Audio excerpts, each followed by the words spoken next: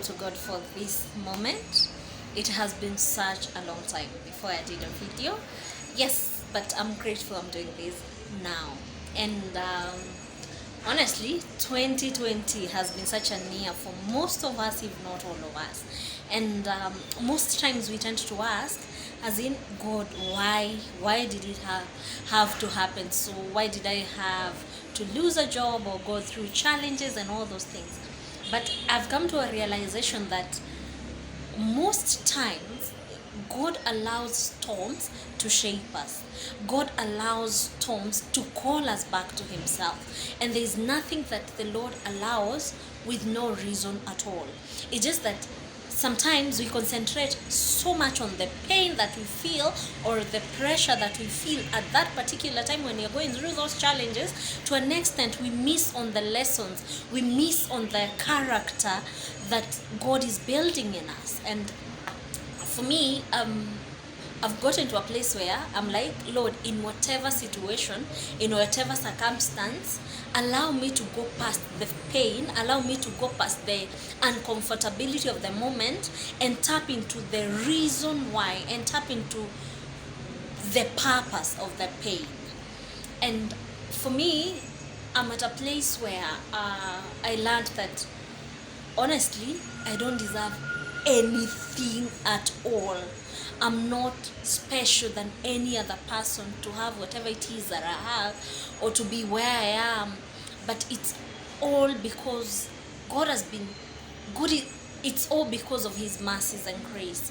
And you know, I've learned that when we think it is bad, when we think things are bad, they can get worse, you know. And whether they get bad, worse, or better, there's a reason for everything. And so I'm thankful that I have a roof over my head. I've become such a thankful person, even in the smallest of things, you know, simply because I have a job now, na maybe ni kawaida, it's because of my papers, you know, or it's because of this connection or that, but it's by the mercies of God. And that is what I've been learning during this season. And I'm thankful that I have a roof over my head. I'm thankful that I'm healthy, you know, the things that we seem to take for granted at times.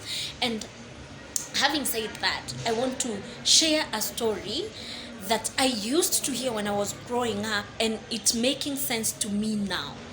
And a story is told in a form of a song that goes by this, inaenda hivi. There's a woman who really used to pray, and the Lord would answer her prayers. And so one time she was walking along, I almost said wrong, along a river, and she sees two boys playing together, and one boy all lonely and all by himself. And he drew near to see what is wrong with this boy. Why is he not playing together with the rest? And when she got there, she realized that the boy was blind. And that thing bothered her so much, and she got into prayer, and she was pleading with God that, Lord, if only you can open the eyes of this boy. And she prayed till evening came.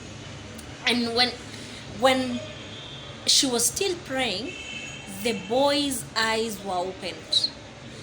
Guess what happened? The boy looked around, saw the two boys playing. He ran to the boys, choked and strangled each of them to death. And then he stared at the woman. Kama ni wewe ungefanya? Do you know, the woman ran as fast as her legs would carry her to safety. That story never used to make sense because I would sing it as a song. But right now it's making sense. And I'm asking myself, was the lady wrong by praying? Why did God had to open the eyes of the boy? And God knew that he would kill the other children. And I'm like, wow, everything happens for a reason and a purpose. And most times when negative things are happening, or the things that make us so uncomfortable, we tend to resist that, we tend to ask God why. But do you know what? Just as God had allowed this boy to be born with that condition, God knew what would happen. But the woman insisted in prayer and not interested in knowing why.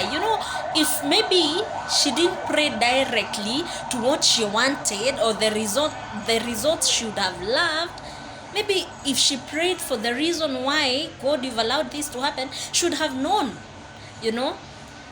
And there are things that we insist on, and most times they zinaletanga consequences at times, or things happen and we are like, I wish I knew.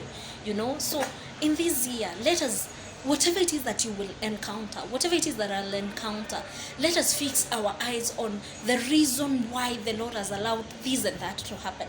And once we know the reason, we will be at ease and we will know the direction to follow. May God bless you, may God keep you, and in every season of your life, whether good, bad, ugly, pleasant, whatever it is, just know, even in the bad, He's God. That even in the bad, He knows, and He has allowed it for a reason. Let us seek to know the reason why He allows some pains to come to us. May God bless you, and may God keep you. I love you, and bye-bye.